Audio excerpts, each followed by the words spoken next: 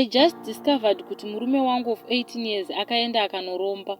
Ndakaona message mufoni make achitaura nefriend yake achiti kuchekeresa first born hakuite, asi dai vatora last born. Zvaisanyatsobatika zvakanaka zvavaitaura. Ndikabva ndaenda kumasowe.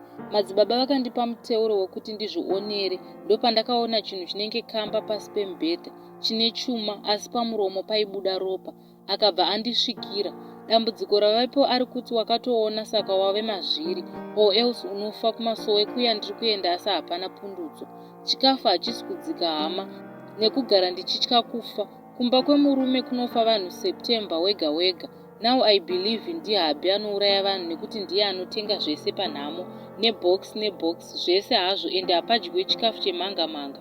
Ini ndinorotawo ndichivatwa nekanhu kapfupi-pfupi nekuyamwiwa nekamwana kane musoro muhombe. I have talked to the kids kuti vanoroteiwo. It seems ndiri nani. Vana vanzwa nekushandiswa kudyiswa usiku. Mudiki ari kunzi ngaafe, anotoona nyoka ichifamba mumba. Veduwe, I need spiritual help, ndibatsireiwo. Is it possible kuti munhu anojoiniswa urombwa asingazive nekuti akadya mari yeurombwa? Mari tinayo, marori tinawo, asi pa 3 months panodonha 1 rouraya driver ototenga mamwe 3.